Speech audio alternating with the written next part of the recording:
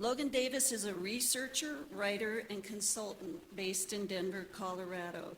He specializes in right-wing extremist movements. In his writing and public speaking, he has focused on Christian nationalism, which we talked about a lot yesterday, information ecosystems, and dark money. Logan has won awards for both his investigative journalism and opinion writing.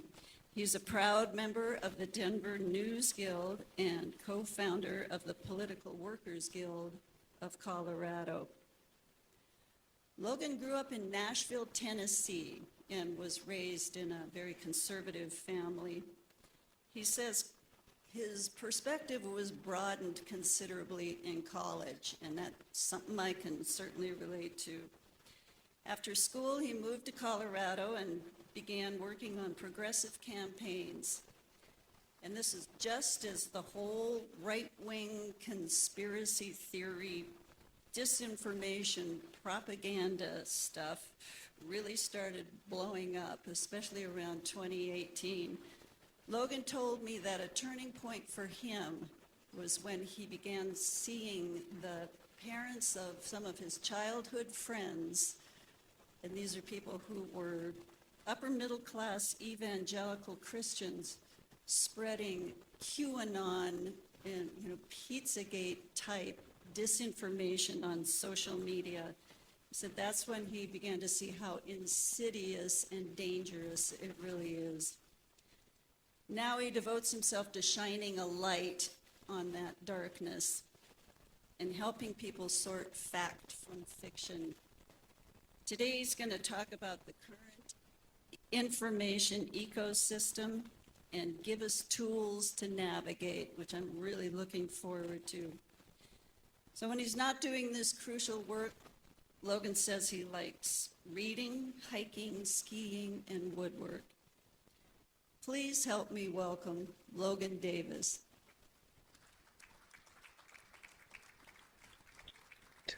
Well, folks, to the extent that you can hear me, my name is Logan M. Davis, and I'm here to talk to you about one of my least favorite things, but one of my favorite topics, which is mis and disinformation.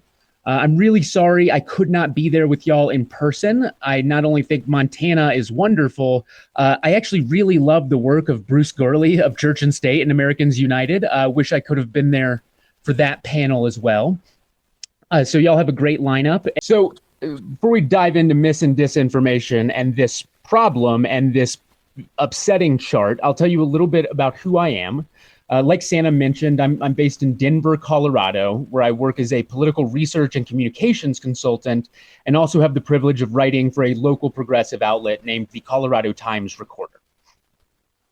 And it's in the combination of those two roles, those two parts of my life, that mis and disinformation become such an important and frankly annoying theme in my life. As a researcher, facts have to be my North Star. As a columnist, my opinion takes center stage, but I do everything I can to base those opinions in facts and then to marshal as many of the facts as possible to defend those opinions. As a researcher, I have a foot in the world of politics, propaganda, and advertising. And as a columnist, I have my other foot planted firmly in the world of the media. And the thing about both of those worlds is that in both of them, facts are treated more as inconveniences and obstacles than as immovable realities. They are not treated as what I like to think of as discrete, tiny bits of immutable truth. That's what a fact is. In both those worlds, media and politics, these are treated as obstacles. And in both of those worlds, the massive changes of the last 20 years have made it easier than ever for bad actors to twist the truth to sort their own ends. As citizens, as engaged members of our communities, I imagine that most of us here do our best to stay on top of current events. And I'm sure most of us who do that have realized what a minefield that task has become in the last 20 or so years. Between social media, clickbait, and the ever-improving powers of AI, image, and video generation, separating truth from fiction has become harder than ever at the exact same time that it has become more important than ever. and that's a bad combination. Today, I want to talk to you about the problem and then about the solution. As is so often, unfortunately, the case, the problem deserves a little bit more of our focus than the solution. Truth be told, the solutions we're going to walk through are not complicated. They require some practice, they require the development of habits, but they're not complicated. But the problem that those solutions are intended to solve is enormous and complex. And understanding how the problem works is the first step towards the solution. Trent, am I still at least vaguely audible? Wonderful. So, what is the problem? The problem is the massive proliferation of mis- and disinformation through the information ecosystem. And that problem is a direct result of the massive changes our media environment has undergone in the last 2 decades. The death of local news surely is not news to you, but the scale of it is staggering. Here's a stat that I rarely stop thinking about. Between 1955 and 2021, more than 2,200 American print outlets closed their doors for good. That is an average of more than 40 outlets per state, gone forever. And with them went the way that multiple generations had developed to understand the world around them, formulate their social and political views, and learn new information. With the death of those outlets, the way that we used to acquaint ourselves and orient ourselves in the world also died. One moment, gonna drink some water. Now we're kind of left with the task of figuring out what to do in the absence of these old gatekeepers, these old institutions. In the wake of the death of local outlets, alongside the rise of social media, we saw the old information ecosystem replaced by a new system. There are a lot of terms for it, but the one I prefer is the attention economy. And we're going to talk a lot about the attention economy today. The reason that's my preferred term for it is I think that it is the most straightforward and understandable of them. A lot of the 2010s were spent making this transition between the old school media environment and the attention economy. By where we stand now in 2026, that transition has been completed. We now live in the attention economy to such an extent that print outlets now emulate the practices and procedures of digital first outlets, not the other way around. Trent, if you want to change slides, you will see very starkly what this change looked like economically. This is the decline of revenue for print newspapers versus digital. It's entirely linear and entirely one direction. So this is basically the best visual we have for the rise of the attention economy. An old way, you can see, made less and less money. New way makes more and more. Before we get further into what exactly this means for us, though, I do want to point out that the death of the old information ecosystem and its replacement with the attention economy is not all bad.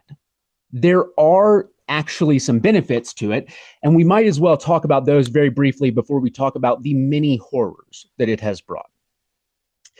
One of these benefits, and Trent, if you want to hop to the next slide, these are some pros of the attention economy. In the absence of the traditional gatekeepers of old media outlets, there's more opportunity for grassroots issues to rise to the forefront. There's often more opportunity for inconvenient truths to be told without worrying about advertiser relationships or other corporate interests. And if you want to go to the next slide, Trent. The other problem, though, is that there are also more opportunities for mis and disinformation to rise to the forefront. And you can also, in addition to telling inconvenient truths, tell convenient untruths. So this is a double-edged sword. While it has de-siloed some of the work I do, for instance, at a progressive outlet, it has broadly been pretty bad. So, the pretty bad part largely stems from the fact that the attention economy creates an enormous amount of hazards and opportunities for bad actors. And that's really what we're here to talk about today. While the absence of traditional gatekeepers can allow grassroots issues to rise to the front, it can also allow misinformation, disinformation, and propaganda to rise to the front. So what is it, and how does it work? Trent, I believe this should be our next slide. It's going to say different media environment, different incentives. These were probably the worst slides I made. Just follow with me here. In short, the attention economy describes a series of methods and approaches employed by the media to capitalize on changes in how and where people consume media. They're responding to our changes, we're responding to technological changes, and it has given rise to new incentives. The incentive of all for-profit media is, Trent, next slide, to make money. This is actually one of the biggest problems with the media environment in the United States. I am a huge PBS fanboy, but we are really far behind most of the modern developed world, the OECD nations, in terms of the presence of nonprofit news. We have an almost entirely for-profit news without anything like, say, the BBC as an anchor. And there's a lot of things that can be critiqued about the BBC, but nonprofit news suffers from different incentives. The incentive for all news, all for-profit news, is to make money. And they largely do that by selling ads. In the legacy media environment, though, of the second half of the 20th century, the financial incentives and news incentives of major outlets broadly aligned. What I mean by that is if you want to sell ads, you need a dedicated audience that trusts you, that will return, that is going to buy that paper every day. That's how you keep selling ads between the papers or between the articles. This is the era of Cronkite. This is the era of understanding that accuracy, reliability, and trust were in a media outlet's best financial interests. That was the incentive under the old system. There have, of course, always been exceptions. Tabloids have always existed for longer than you would think. But by and large, the legacy media outlets of the second half of the 20th century saw that their best way to make money was to sell ads against accurate, reliable, and trustworthy content. Next slide, please, Trent. In the attention economy, the incentives are different. You no longer need accuracy, reliability, or trust to build or maintain an audience. In fact, you don't even really need to build or maintain a particularly loyal audience to make money in the attention economy. All you need is engagement. In the attention economy, like in the traditional media environment, the main method is still to make money, or the main goal is still to make money. The main method of doing so is still by selling ads. But placing those ads in front of millions and millions of people no longer requires reliability or reputation. It just requires engagement, virality. So accuracy, reliability, and trust have been replaced by like, comment, and share. And that is the source of the problems. In effect, what this means is that in the attention economy, engaging but fake content is much more valuable than complex but real content. Something sensational and completely made up is a much more valuable asset in this media environment than something complex, true, and well reported. That's a huge problem. What this means is that I'm doubling back here.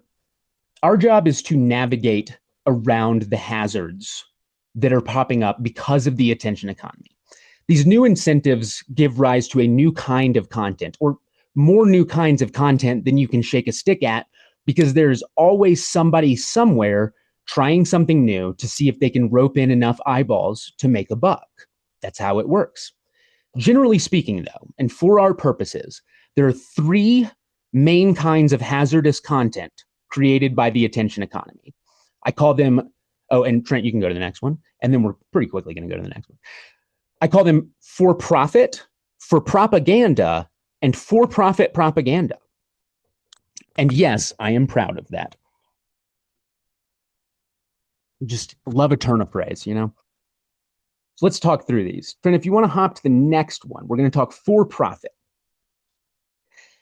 This is really arguably the least insidious of these three kinds of information hazard between for-profit, for propaganda, and for-profit propaganda.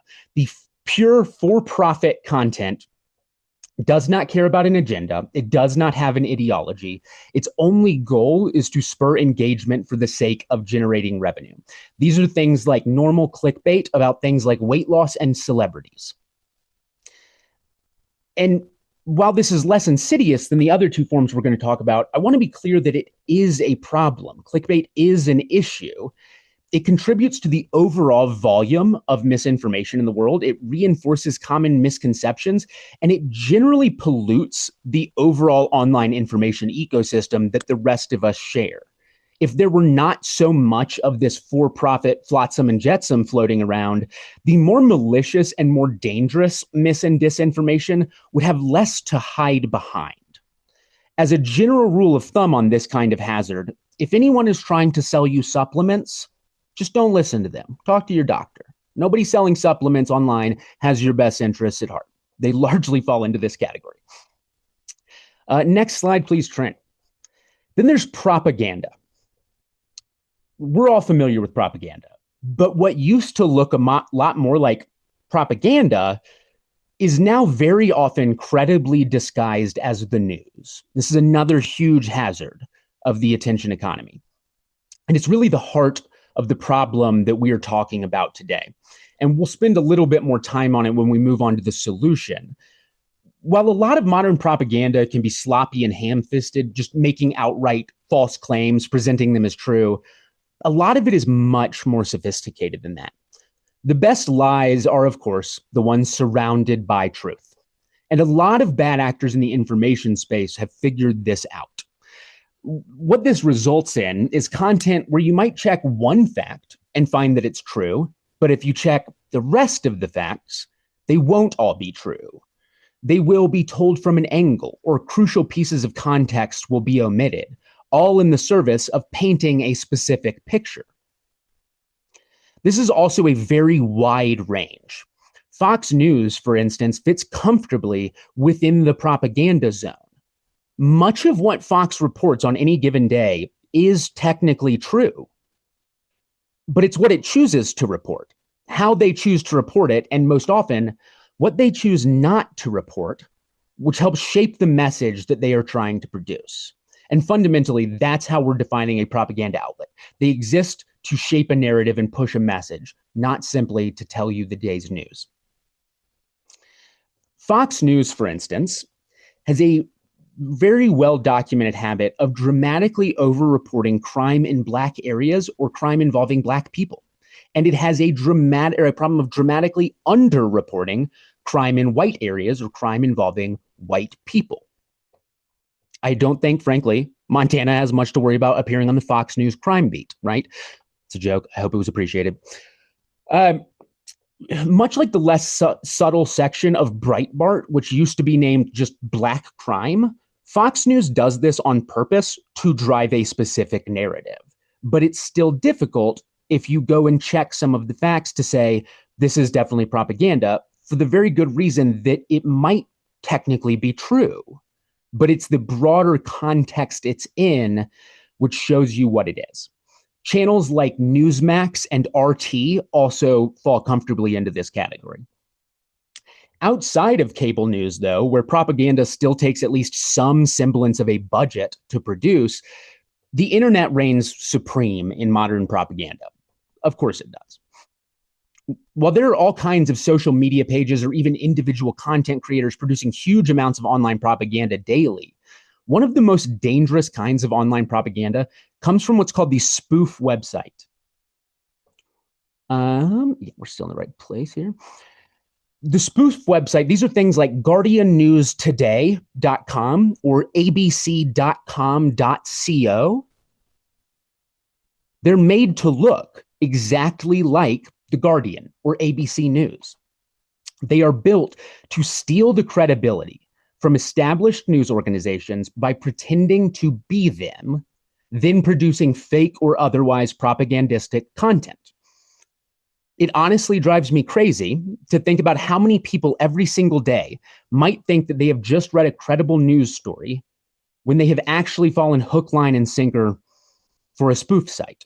This is a very real problem. Always check your URLs.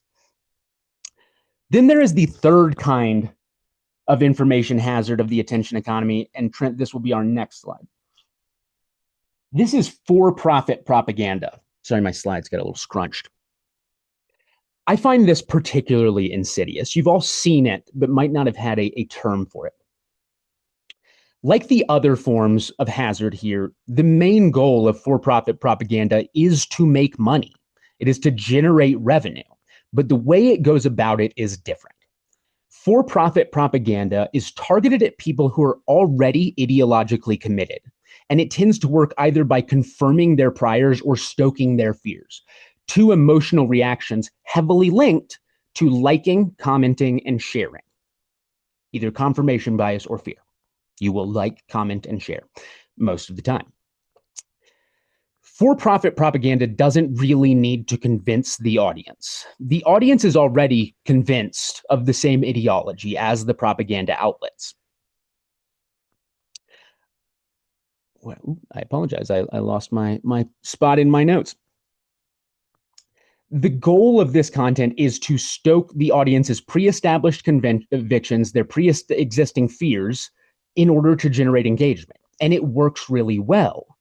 But I say that this is a particularly insidious kind of attention economy hazard because while it's really good at generating revenue, it's also really good at radicalizing people, at creating extremists. Some of my go-to examples of this phenomenon are websites like Breitbart, Gateway Pundit, and LifeSite News. Or, as a general rule of thumb, anything else my uncle has shared a post from in the last 6 months.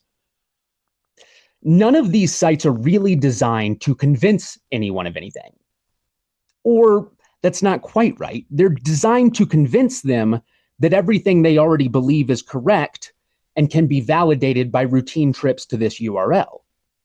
It's a highly profitable feedback loop and a highly destabilizing one.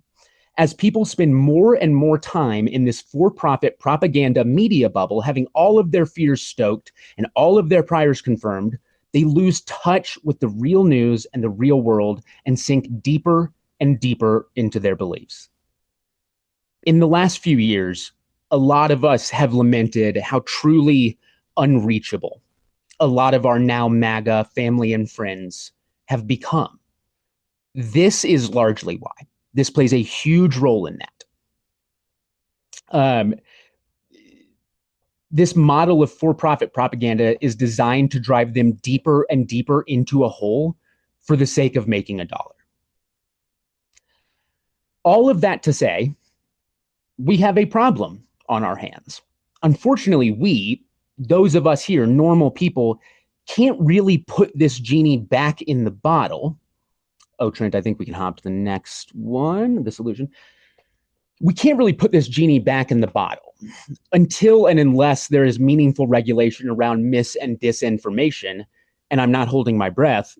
The best we can do is learn how to detect it and how to navigate through an information environment which is absolutely overrun with it. And that is what brings us to the solution. So we do have a solution to this big problem. Like I mentioned earlier, learning to navigate the massively polluted information environment is not necessarily difficult or complicated, but it requires practice in order to build new habits which will protect you from the bad actors out there. The solution we're going to talk about today is what those habits are and how to put them into practice. The good news is you're already taking the first step. I'm just looking at the Zoom. You're taking the first step, which is awareness, essentially. The first step is navigating this information environment is understanding that it has changed and that much of the content you encounter in a given day is adversarial. It is not produced to help you or inform you, but to profit off of you if you let it. This is the direct result of what we discussed earlier with changing media incentives. Old editorial processes have not been applied to 99% of the content you see on a given day, and it is important to remember that. Interestingly, as a bit of a side note, but a prepared side note, this is actually an area that the youngest generations are really struggling with, and that media literacy orgs are trying to address with the kinds of media literacy curriculum which are now being taught in more and more schools. For folks like us, and as somebody who remembers getting the internet for the first time and has read many physical newspapers in my life, I'm including myself, there's at least a little bit of a built-in understanding that the internet should be taken with a grain of salt. We're old enough generally to remember the chain emails and urban legends of the early internet. We understand somewhere in the back of our brains that, as my mother used to say, you can put anything on there. For the kids, for Generation Z and Generation Alpha in particular, who we call digital natives because they were basically born online and have lived every day of their lives there, this presents a bigger challenge. The stereotype is to think of these younger generations as more tech savvy than we will ever be, and some of them are, but their lack of context of how things used to be has put them at a bit of a disadvantage in the current media environment. That to say, awareness, which you probably have some amount of built in and are choosing to build more of today by being here, is the first step in navigating the hazards out there. But what do we do with that awareness? We should allow that awareness to provide a steady supply of power to a healthy degree of skepticism. A steady supply of power to a healthy degree of skepticism. Think back through what we've already talked about, and it will sound like the famous quote from Italian philosopher Antonio Gramsci. The old world is dead, the new world struggles to be born, now is the time of monsters. And what we're not going to do during monster time is run around blithely believing everything we see on the internet. It's just not what we're going to do. Instead, we should hone our skepticism to a fine point and ask the same two questions of every claim we see made. And Trent, this is the next slide. Who is making the claim, and do they benefit from making the claim? This is where our awareness should lead us, to skepticism. Who is making this claim, and do they/how do they benefit from making it? Sometimes these questions are easy to answer. When Caroline Leavitt, the White House press secretary, looks the nation dead in the camera and says that Donald Trump was the first one to blow the whistle on Jeffrey Epstein, the questions are easy to answer. The claim is being made by the official spokesperson for Donald Trump's White House, and both the spokesperson and Donald Trump stand to benefit greatly by not going down in history as a sex offender and the people who covered up for a sex offender. It makes perfect sense who's making the claim and how they benefit from making it. So you should take those, and frankly, many political pronouncements with a grain of salt, because the potential for benefit is kind of baked into how those get written.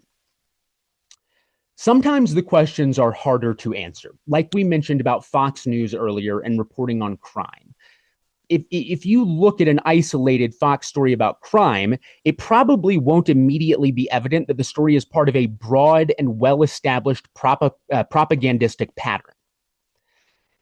At that point, you can factor in the other things you know about the outlet and proceed to apply the customary grain of salt. But this is a good example of how good propaganda works, the Fox News example. Even if you apply the skeptical questions, some stories will slip through the filter for the very good reason that they might actually be true.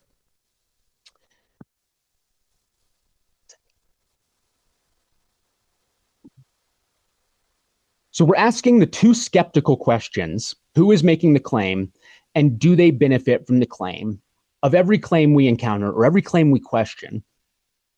And that's kind of our baseline. That is our entry-level defense against the forces of disinformation. To up our game to the next level, though, I want to walk you through 3 techniques which I recommend that everyone follows. In addition to general skepticism, these are the techniques you want to build into daily habits.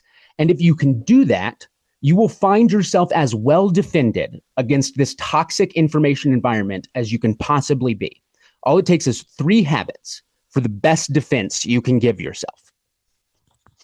Trent, we're on to the next slide here.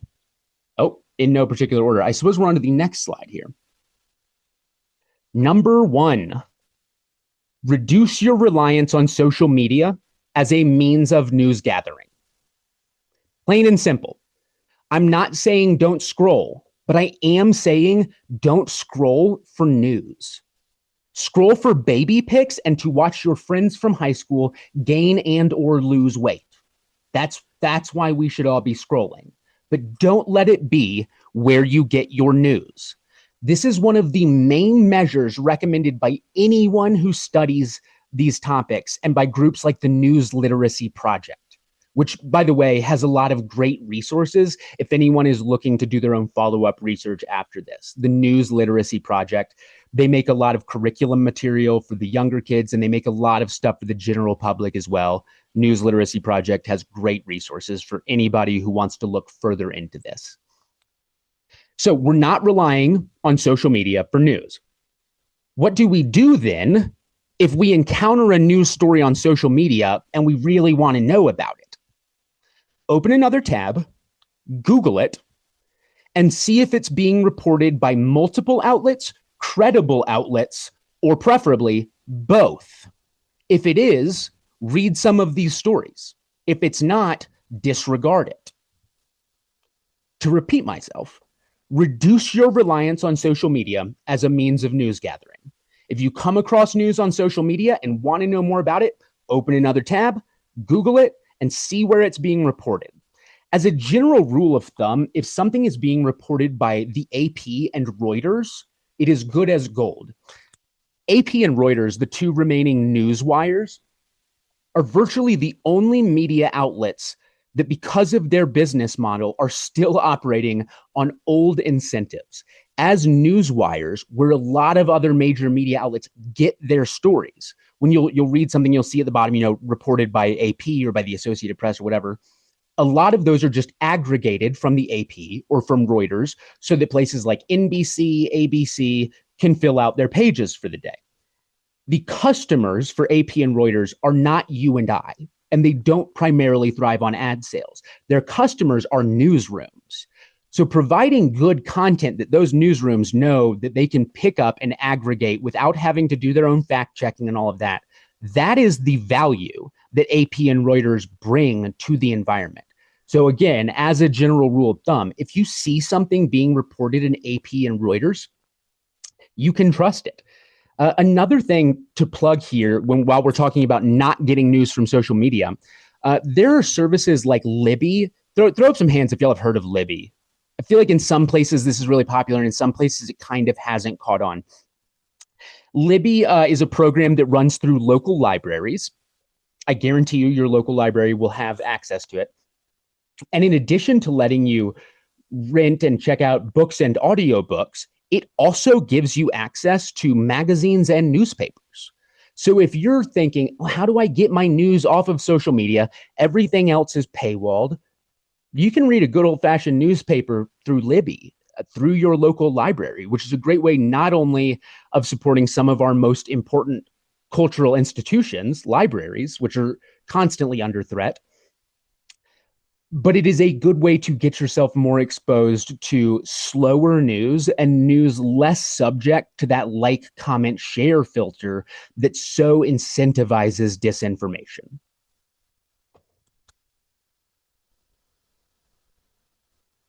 Sorry, trying to hydrate.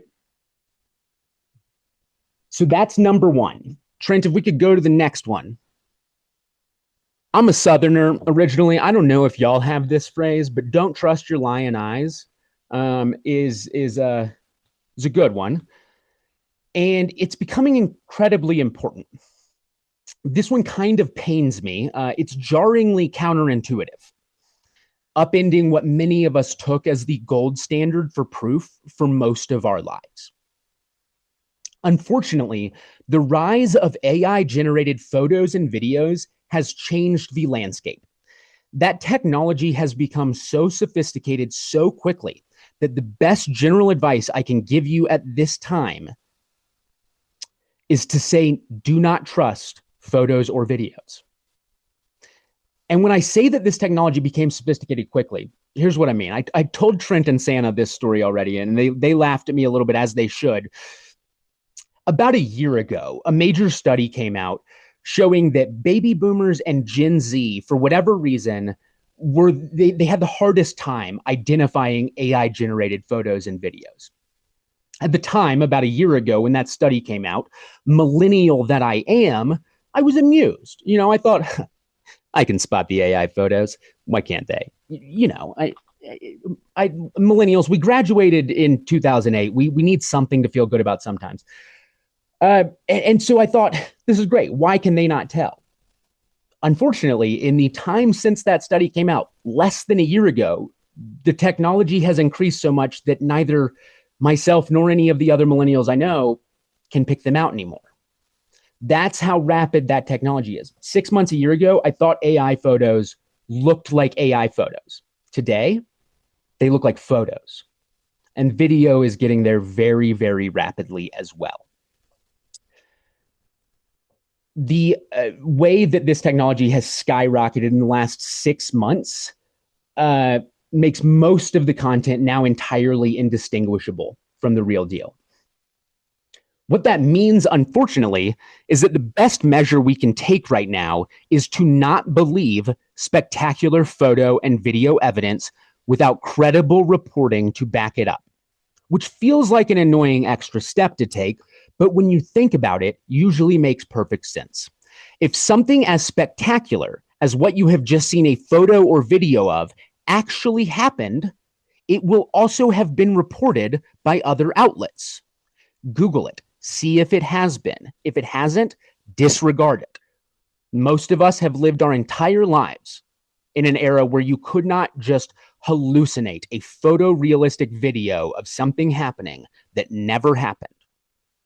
Unfortunately, we now live there. We have to adjust some of how we're doing things in order to survive that.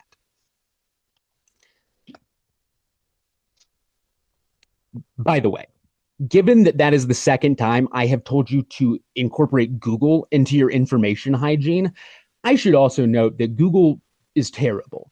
It is the best search engine you can use, but this AI, y'all know the AI summary feature that's now at the top. Can you raise your hand if you've seen that? Like you Google something and there's like a little summary at the top and you think, this saves me time. It doesn't.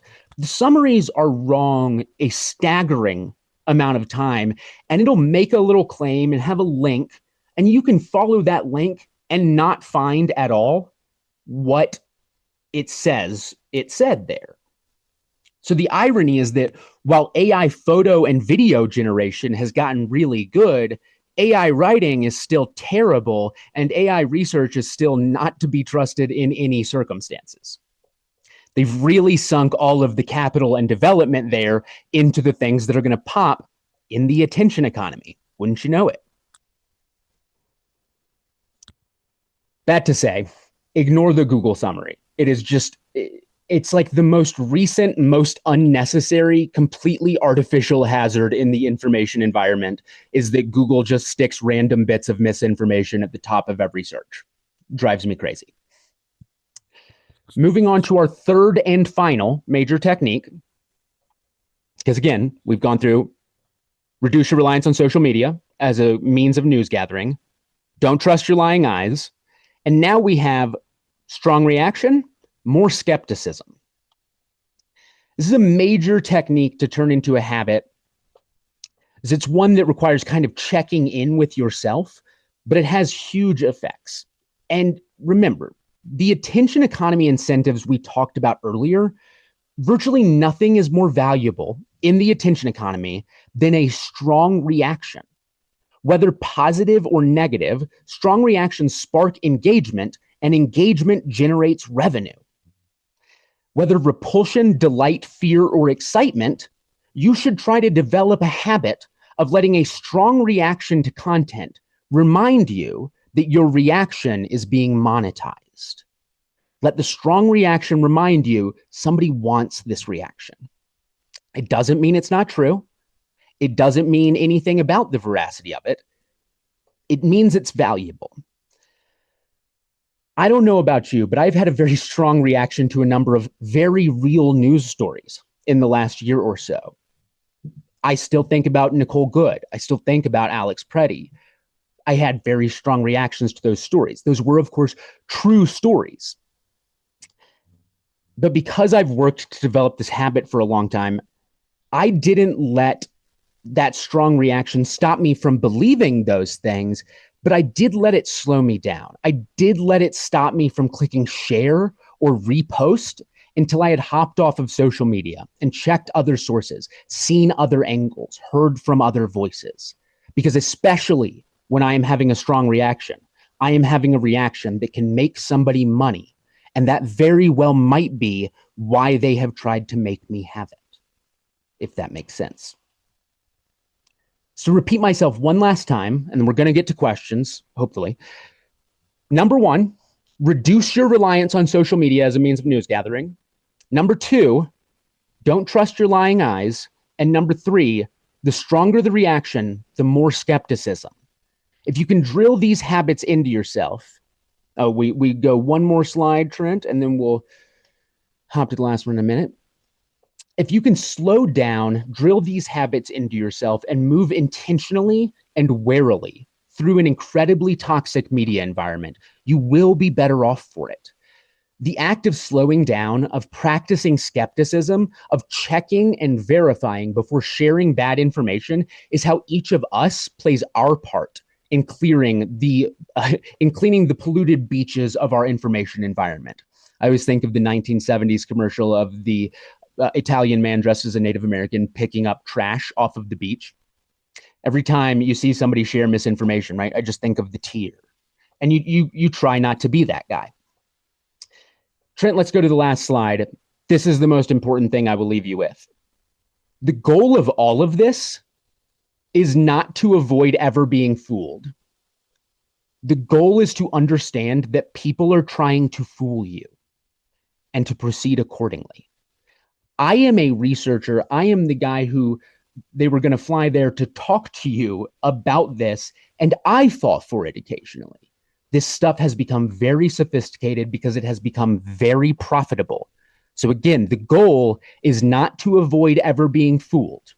It is to understand that people are trying to fool you and to proceed accordingly. That is the most important thing you can do to stay safe in this information environment. Thank you.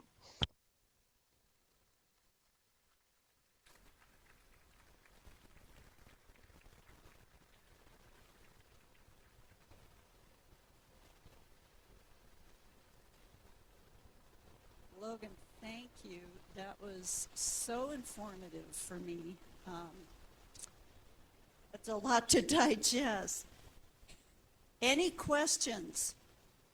There are a lot of hands going up, Logan. All right.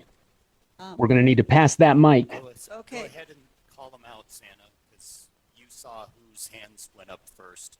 Well, I didn't, but I'm going to start with the nearest person, and Okay. then I'll start. And let me repeat what Trent suggested yesterday, is that if what you have is a statement, try to find a way to phrase your statement as a question. I'm not sure I'm going to do that. I'll try. This is very good information that's been provided. I think it's information that should be taken up by right and left, both. But isn't it likely that a lot of this information on the right, because of all the, what you called for-profit propaganda, will reject this as just more disinformation trying to control you? How then do you respond to that kind of response? It's a very good question and a difficult one, because not everybody is going to be in a position to hear you when you want them to be. I think that some of these techniques can help people get out of those bubbles, even without necessarily accepting that they're in it. Maybe somebody is worried about the libs trying to propagandize them, and so they want to be more careful about their information hygiene. Slowing down and getting off of social media and looking at AP and Reuters and all of that is still a really great way to encounter reality and the real news. If somebody is not at a place where they are willing to investigate that, unfortunately, they are victims of this attention economy and this propaganda. And at that point, close personal relationships, parent and child, best friends, that sort of thing, it really takes speaking into somebody's life. Unfortunately, it's not really the kind of thing we could broadcast on all major radio channels and have all of the eyes open. People kind of need to be there. I also think it's fair to address the partisan point. There is disinformation and misinformation coming from the left as well. The reason I focus on the outlets I do is because by volume, unfortunately and regrettably, in the attention economy in the United States, the vast majority of it is from right-wing or conservative coded sites, because that seems to be where they have found the most lucrative audience. Older folks on Facebook, whatever it is. So it's not, I want to stress that I think that's not a function of like, oh, right-wingers are they're more gullible. I don't think that's the case at all. They are being targeted more specifically because of some things about how they act and behave online and consume news that has made them a more valuable bucket of people to target. So this is a bigger problem with right-wing outlets. Do you want? We'll take turns on the room here.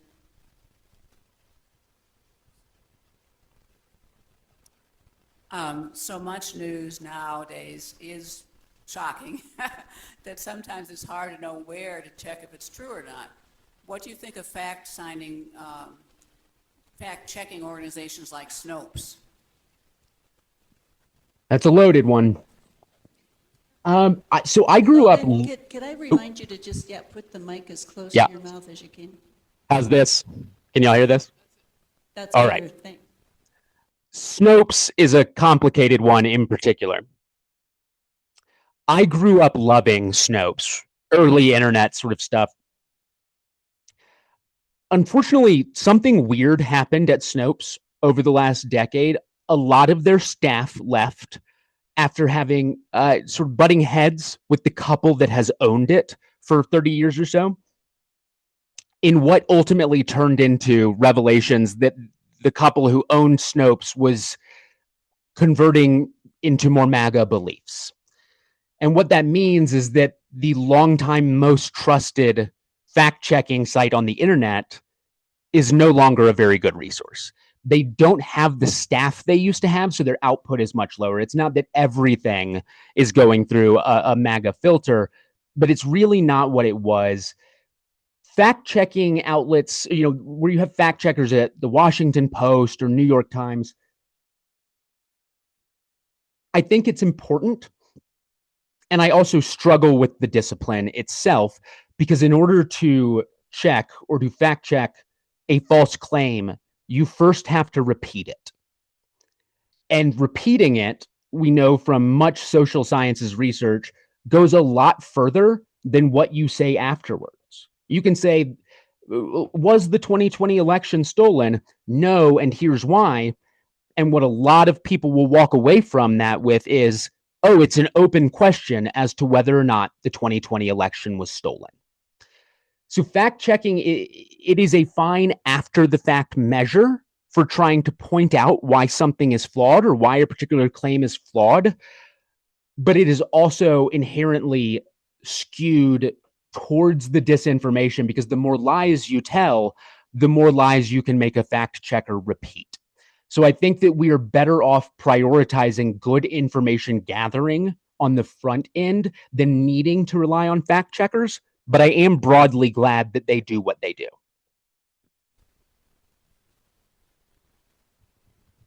Hello. Yeah, you mentioned that the AP News was a good source to use when you had to look up and research it.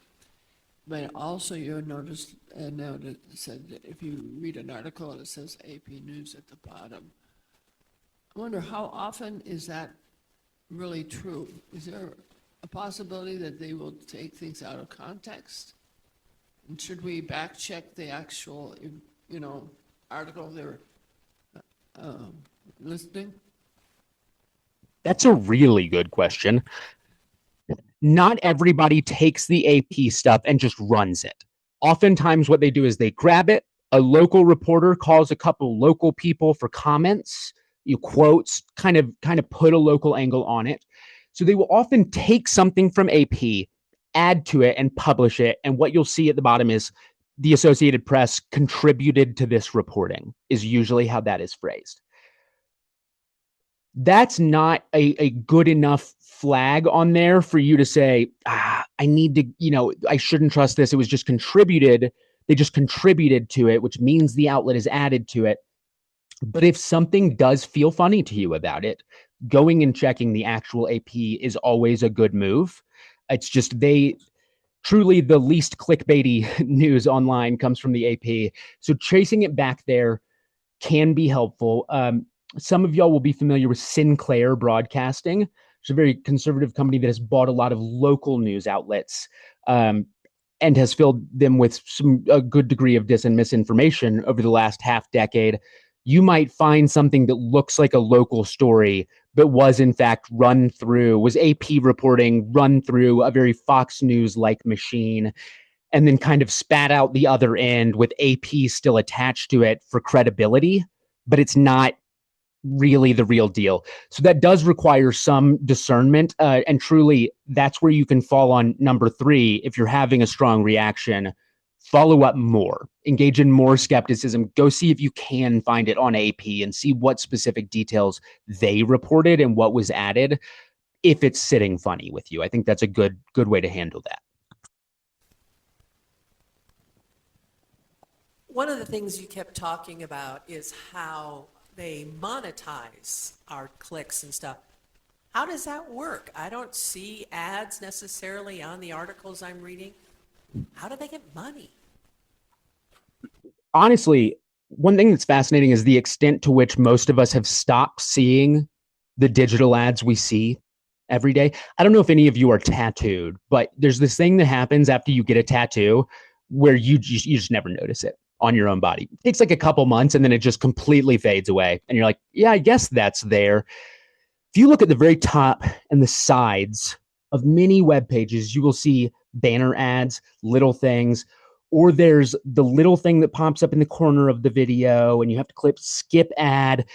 They squeeze in tiny little ad impressions in so many places you would not believe it. There is also, of course, with digital, the aspect of the value of the data. And that's something I'm a lot less informed on the technical side of.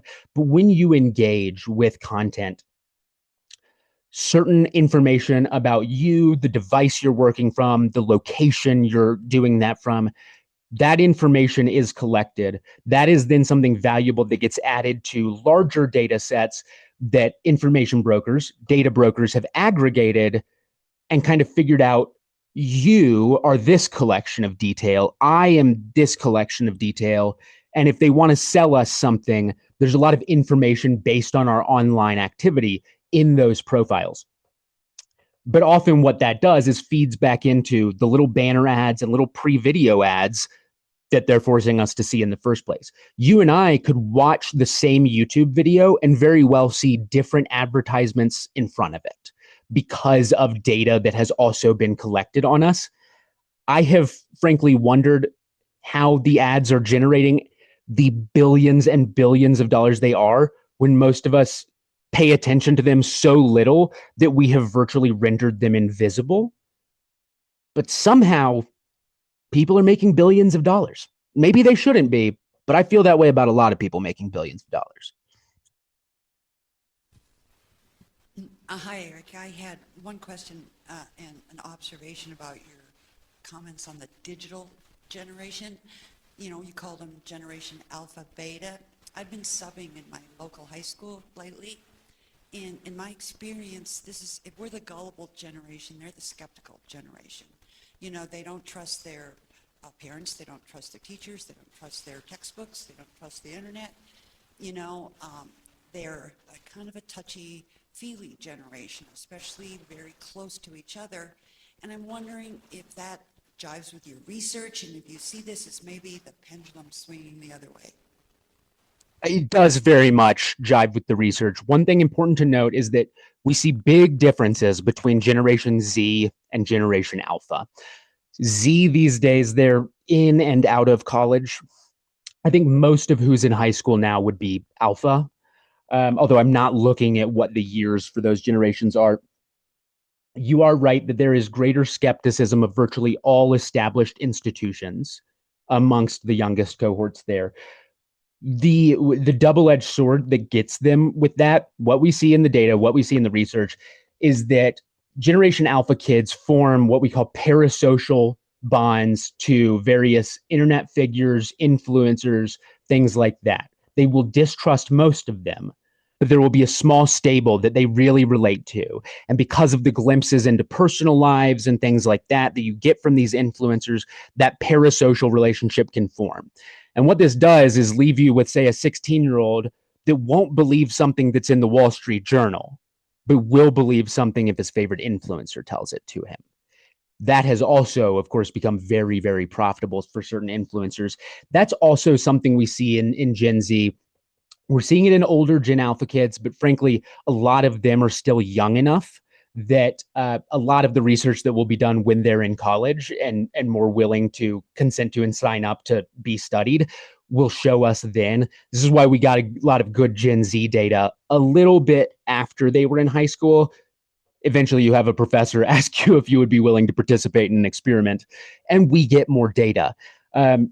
Every generation has, since this change started, and mine was the guinea pig. We were the ones in high school when the change started. We have each responded a little bit differently to it. My generation really tried to cling to like legacy outlets. We still read The Atlantic and stuff and have never been the most influencer prone. That has kind of changed linearly as we've gone down and as these younger kids have gotten further from knowing what it was like beforehand. So that's a long way of saying they engage with it differently than us, and their hazards are a little bit different than us, but we're not yet seeing that materialize into being the same as being better necessarily. Yeah, I use a website called MediaBiasFactCheck.com. Are you familiar with it? Is this the one with the chart?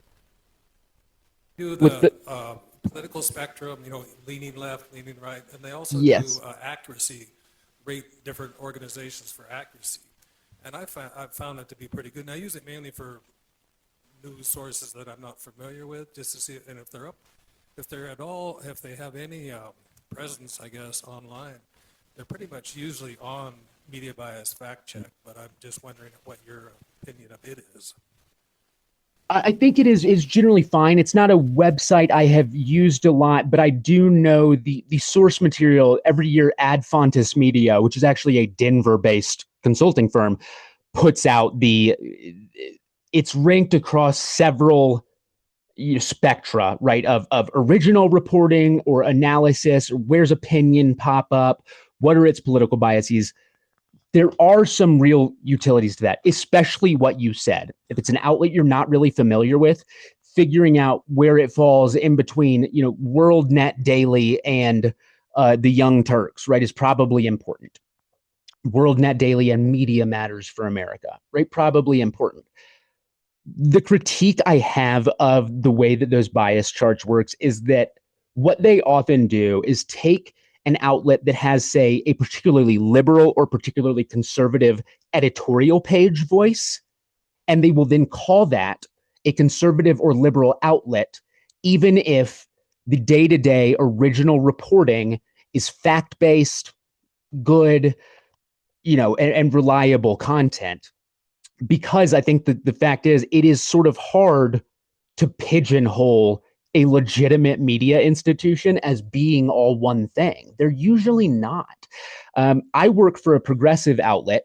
The first thing we do is declare that we're a progressive outlet. And the second thing we do is say, if you think any of these facts are wrong, tell us. We'll check them. We'll correct that if we need to, because accuracy really matters to us.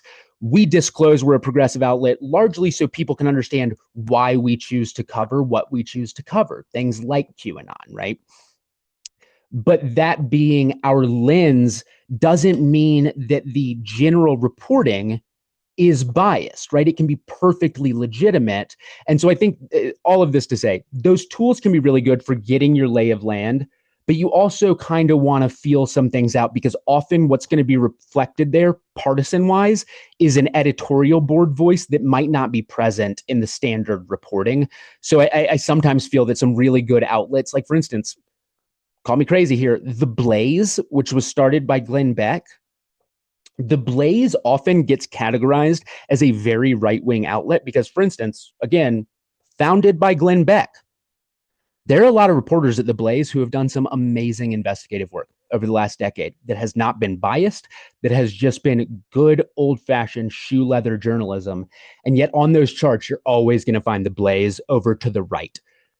All of that to say, it can be a good tool. I think it's a little bit of an incomplete one, and it can never hurt. I wouldn't take it as gospel. I would always do your follow-up.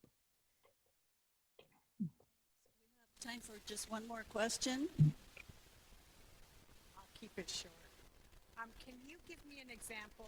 You mentioned that there are a lot of extremists on the right who have propaganda, of course, and I think we've all heard those.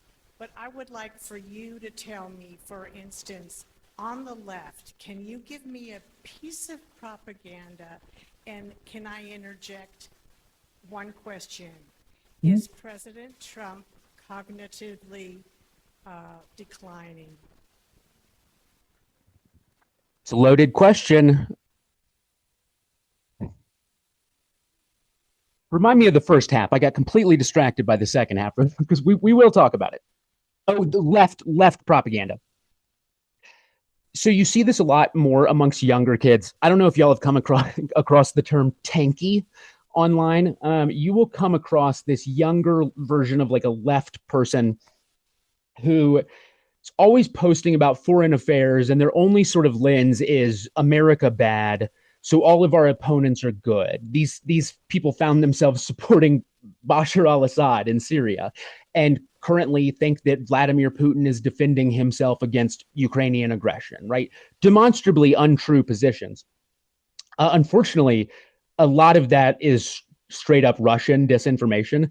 The same hacktivist collectives and state outfits from Russia that interfered in our 2016 election, a lot of the work that they're doing now is really hitting. I mean, they're hitting a lot of conservative folks as well, but this trying to pollute sort of radical young leftists into a worldview that really prioritizes Russia and views everything it and its allies does as good and everything we and our allies do as bad.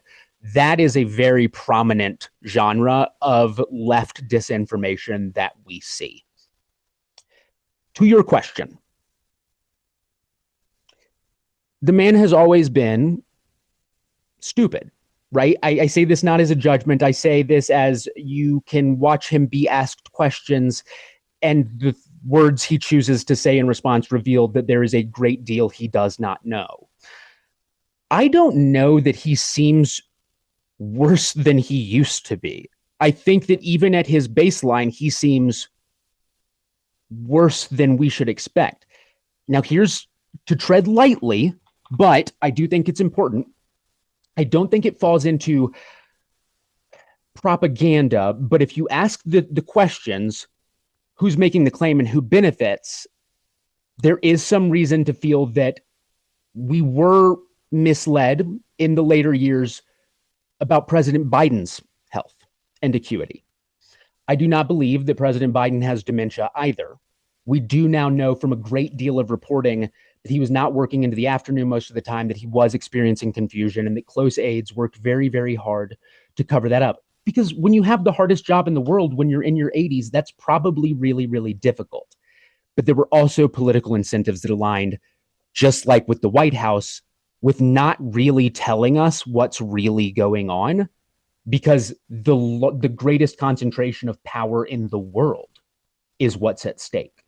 So in general, I think that our last president probably had a little decline. I think that our current president probably has a little decline. And I still remain very wary of whenever we see that just declared online, because trust me, they are doing everything they can in both of those White Houses to make sure we don't really know. So The skeptical questions, I think, do throw a wrench in the works of what is the president's cognitive fitness like in both of these instances. They're not going to tell us.